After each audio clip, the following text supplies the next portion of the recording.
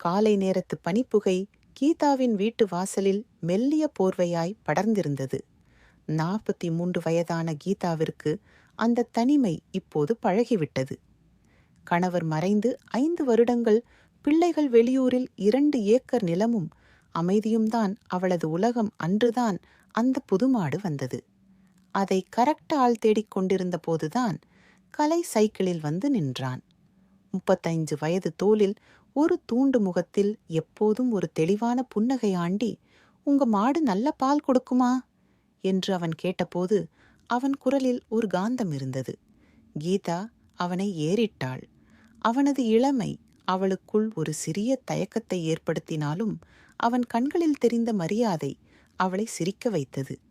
"நல்லா கொடுக்கும் கண்ணு, அதனாலதான் உன்னை வரச் சொல்றேன்" என்றாள். அந்த பதிலில் ஒரு மெல்லிய குழைவு இருந்தது.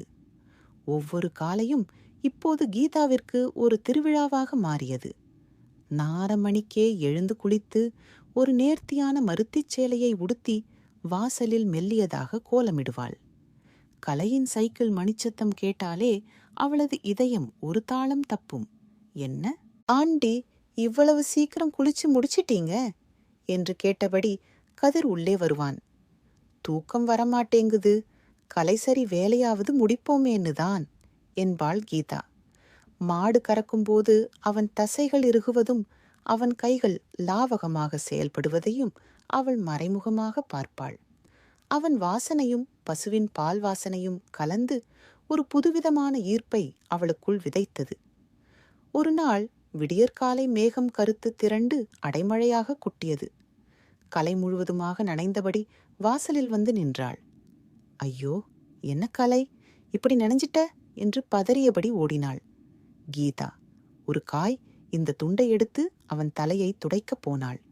சட்டென்று அவளது கை அவன் தோளில் பட்டபோது இருவருக்குள்ளும் ஒரு மின்னல் வெட்டியது. அவன் அவளது கண்களை நேராக பார்த்தான். "ஆண்டி, நீங்க ரொம்ப தனியா இருக்கீங்க, உங்களை பார்த்துக்க ஒரு ஆள் வேணும்னு தோணுது" என்றான். மெதுவாக அந்த வார்த்தை அவள் பல வருடங்களாக தேடி தேடிக் கொண்டிருந்த ஏதோ ஒன்றை தந்தது. வாழ்க்கை அப்படித்தான் கலை, சில சமயம் மௌனம்தான் துணை என்று அவள் சொன்னாலும் அவள் கண்கள் அவனை அருகில் வரச் சொன்னன. மழை நின்ற பிறகும் ஒரு ஈரம் இருவர் மனதிலும் இருந்தது. "தேநீர் குடிச்சிட்டு போ" என்று கீதா அழைக்க கலை மறுக்காமல் உள்ளே வந்தான். வீட்டின் வரவேற்பையில் இருவரும் அமர்ந்தார்கள். வெளியே பெய்த மழையின் குழுமைக்கு ஈடாக அவர்கள் பருகிய தேநீரில் ஒரு சூடு இருந்தது. "இந்த வீட்டிலேயே ஒரு நிம்மதி இருக்கு ஆண்டி, குறிப்பா உங்க சிரிப்புல" என்று கலை சொல்ல கீதா நாணத்துடன் குனிந்தாள். 40 வயதை கடந்த பின்னும் ஒரு ஆணின் பாராட்டி இவ்வளவு இனிக்குமா என்று அவள் வியந்தாள். அவள் கைவிரல்கள் தற்செயலாக அவன் விரல்களை தொட்டபோது அவள் அதை விளக்கவில்லை. அந்த தொடுதல் ஒரு நீண்ட உரையாடலை விட அதிக அர்த்தம் தந்தது. சிறு கிராமத்தில் எதுவும் ரகசியமில்லை. ஆள்காரன் எதுக்கு அவ்வளவு நேரம் உள்ளிருக்கான் என்று ஊர் பேசத் தொடங்கி செய்தது.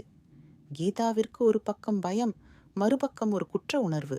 ஆனால் மறுநாள் கலை வந்தபோது, "ஊர் என்ன வேணா, பேசட்டும் ஆண்டி, உங்க மேல எனக்கு இருக்கிறது வெறும் ஆசை இல்லை, ஒரு ஆழமான அன்பு, உங்களுக்கு பாதுகாப்பா நான் இருப்பேன்" என்றான். உறுதியாக அவனது அந்த ஆண்மை கலந்த பேச்சு கீதாவிற்கு ஒரு புதிய பலத்தை தந்தது.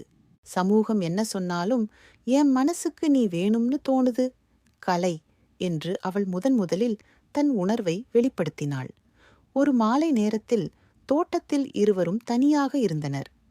மாடுகள் அமைதியாக மேய்ந்து கொண்டிருந்தன.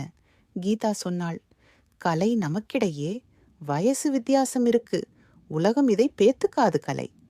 அவள் அருகில் வந்து அவளது நரை கலந்த கூந்தலை மென்மையாக வருடினான். "மனசுக்கு வயசு ஏது ஆண்டி அழகுங்கிறது? முகத்தில இல்ல, நம்ம ரெண்டு பேருக்கும் இடையில் இருக்கிற இந்த புரிதல்ல தான் இருக்கு. எனக்கு நீங்க வேணும்." அவள் அவன் தோளில் சாய்ந்தாள். அந்த நொடி உலகத்தின் அத்தனை சட்டங்களும் மறைந்து போயின. அது காமத்தை கடந்த ஒரு ஆத்மார்த்தமான ஈர்ப்பு. காலங்கள் ஓடினாலும் அவர்கள் உறவு மாறவில்லை. கலை இன்னும் பால்காரனாகவே வருகிறான். கீதா அதே வீட்டில்தான் இருக்கிறாள். ஆனால் இப்பொழுது அந்த அதிகாலை சந்திப்புகளில் ஒரு உயிர்ப்பு இருக்கிறது. யாருமே இல்லாத நேரங்களில் அவர்கள் பகிர்ந்து கொள்ளும் சிறு முத்தங்களும் கைகோர்ப்புகளும் அவர்களின் வாழ்க்கையை அர்த்தமுள்ளதாக்குகின்றன. சமூகம் அவர்களை ஆண்டி பால்காரன் என்று பார்த்தாலும் அவர்களுக்கு தெரியும், அது பால் வாசனையில் மலர்ந்து மௌனத்தில் நனைந்து காதலில் நிலைத்து நிற்கும் ஒரு புனிதமான பிணைப்பு என்று. அன்று சனிக்கிழமை வானம் அப்பும் மந்தாரமுமாக இருந்தது. வழக்கத்தை விட சற்று தாமதமாகவே கலை சைக்கிளை மிதித்து கொண்டு கீதா ஆண்டியின் வீட்டு வாசலுக்கு வந்தான். வீட்டின் கதவு பாதி திறந்திருந்தது. ஆண்டி ஆண்டி என்று குரல் கொடுத்தபடியே உள்ளே நுழைந்தான். பதில் வரவில்லை. குளக்கடையில் தண்ணீர் கொட்டும் சத்தம் மட்டும் கேட்டது. மாட்டுக்கு தீவனம் வைக்க வேண்டி நேராக கொள்ளை பக்கத்திற்கு சென்றான் கலை. அங்கே குளியலறை மறைப்புக்கு வெளியே கீதா குளித்துக் கொண்டிருந்தாள். அந்த அதிகாலை வெளிச்சத்தில் நனைந்த மேனியோடு கலைந்த கூந்தலுடன் அவள் நீராடுவதை கலை எதிர்பாராத விதமாக பார்த்துவிட்டான். அவன் கண்கள் அப்படியே நிலைத்து நின்றன. அந்த வயதிலும் அவள் உடலிலிருந்த ஒரு தனி பொலி அவனை சிலையாக மாற்றியது. சத்தம் கேட்டு திரும்பிய கீதா கலை அங்கே நிற்பதை பார்த்து விட்டாள். சட்டென்று ஒரு பதற்றம் வந்தாலும் அடுத்த நொடியே அவளது பயம் ஒரு மெல்லிய குறும்புச் சிரிப்பாக மாறியது. தன் மேனியில் வழியும் நீர்த்துளிகளை துடைக்காமல் அவன் கண்களை நேருக்கு நேராக பார்த்தாள். என்னடா கலை, அப்படி பார்க்கிறையெல்லாம் உனக்குத்தான் வா உள்ளே என்றால் ஒருவித காந்த குரலில் அவளது அந்த அழைப்பு கலையின் கட்டுப்பாட்டை உடைத்தது. தயக்கங்கள் அனைத்தும் காற்றில் பறந்தன. அவன் மெல்ல அவளை நெருங்கினான். ஆண்டி, நீங்க இவ்வளவு அழகா இருப்பீங்கன்னு நான் நினைக்கல என்று தழுதழுத்த குரலில் சொன்னான். கீதா அவன் அருகில் வந்து அவனது நனைந்த சட்டையை பிடித்து இழுத்தாள். இத்தனை நாளா மனசுக்குள்ளேயே வச்சிருந்தோம். இனிமே எதுக்கு தயக்கம் உன்மேல?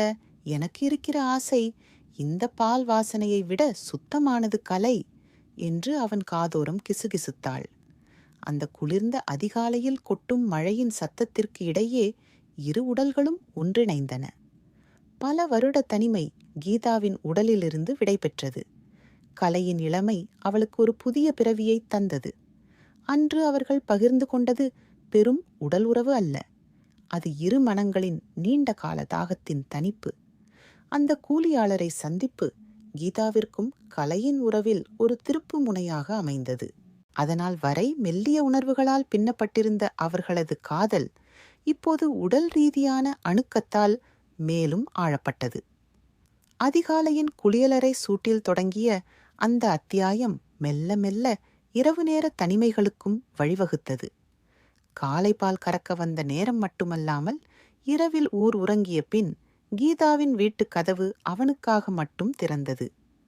ஒரு நாள் இரவு நிலவு வெளிச்சம் மெல்லிய திரைச்சீலை வழியே பட்டு அறையில் ஒருவித மயக்கத்தை ஏற்படுத்தியது. கீதா கலையின் மார்பில் சாய்ந்து படுத்திருந்தாள். அவளது நரைத்த கூந்தலை அவன் மென்மையாக வருடினான். ஆண்டி, இந்த சந்தோஷம் எனக்கு கனவா, நிஜமானு தெரியல. என் வாழ்க்கையில் இவ்வளவு தூரம் நான் சந்தோஷமாய் இருந்ததில்ல என்று அவன் குரல் தழுதழுத்தது. கீதா நிமிர்ந்து அவன் முகத்தை பார்த்தாள்.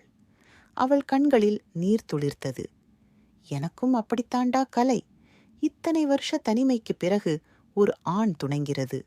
வெறும் உறவு இல்ல, அது ஒரு பாதுகாப்பு, ஒரு நம்பிக்கை. நீ என் வாழ்க்கைக்கு ஒரு அர்த்தத்தை கொடுத்திருக்க என்றாள். அவளது விரல்கள் அவன் கன்னத்தை மென்மையாக தடவின. அவள் உதடுகள் அவன் உதடுகளை தேடின. அந்த முத்தத்தில் காமம் மட்டுமில்லை, வருடங்களின் தனிமையும் ஏக்கமும் இப்போது கிடைத்த காதலின் நிம்மதியும் கலந்திருந்தது. கலை அவளை இன்னும் அணைத்துக் கொண்டான். நான் இருக்கும் வரைக்கும் நீங்க தனியா இருக்க மாட்டீங்க ஆண்டி என்றான். உறுதியாக அவர்களது உறவு நாள் ஒரு மேனியும் பொழுது ஒரு வண்ணமுமாக வளர்ந்தது. அதிகாலையில் வரும் கலை சில சமயங்களில் பால் கறந்த பின்னும் நீண்ட நேரம் கீதாவுடன் செலவிட்டான். இரவுகளில் அவனது சைக்கிள் வெளிச்சமற்ற கிராம பாதைகளில் கீதாவின் வீட்டை நோக்கி செல்வது ஒரு சில கண்களுக்கு தட்டுப்படாமல் இல்லை. கிராமத்தில் சலசலப்புகள் அதிகமாகின. கீதா ஆண்டிக்கும் பால்காரனுக்கும் ஏதோ இருக்கு என்ற கிசுகிசுக்கள் காற்றில் பரவின.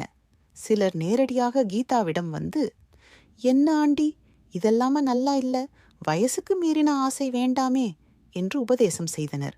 கீதா முதலில் வருத்தப்பட்டாள். ஆனால் கலையின் காதல் அவளுக்கு ஒரு கேடமாக இருந்தது. ஆண்டி, யார் என்ன சொன்னாலும் கவலைப்படாதீங்க, நாம தப்பு பண்ணல, நம்ம மனசுக்கு பிடிச்ச வாழ்க்கைய வாழுறோம் என்று அவளை தேற்றினான். ஒரு நாள் ஊர் பெரியவர்கள் சிலர் கீதாவின் வீட்டிற்கு வந்தனர். கீதா, நீங்க இப்படி நடந்துக்கிறது ஊருக்கே அவமானம். உங்க வீட்டில பால் கரட்ட இன்னொருத்தனை வரச் சொல்லு என்று கட்டளையிட்டனர். லட்சுமிக்கு கோபம் பொங்கியது. அவள் கண்களில் நீர் ததும்பினாலும் குரலில் உறுதியிருந்தது. என் வாழ்க்கையை நான் எப்படி வாழணும்னு எனக்கு கத்துக் கொடுக்க நீங்க யாருக்கும் உரிமை இல்லை. தலையன் வீட்டுக்கு வரதும் போகதும் அவனோட இஷ்டம். இதை தாண்டி நீங்க ஒரு வார்த்தை பேசினா நான் சும்மா இருக்க மாட்டேன் என்று கடுமையாக பேசினாள்.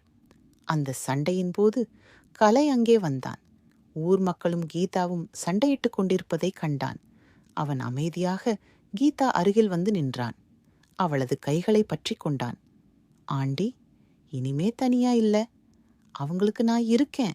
எங்க உறவுல தப்பு கண்டவங்க, அதுக்கு நான் பதில் சொல்றேன். அவங்கள நான் வர வெள்ளிக்கிழமை திருமணம் செய்து கொள்வேன் என்று உறுதியான குரலில் கூறினான். இந்த வீடியோ உங்களுக்கு பிடிச்சிருக்கும்னு நம்புறேன். இதே மாதிரி இன்னும் நிறைய சுவாரஸ்யமான விஷயங்களை நம்ம சேனல்ல பார்க்கணும்னா மறக்காம சப்ஸ்கிரைப் பண்ணி நம்ம குடும்பத்துல ஒருத்தரா இணைஞ்சிடுங்க.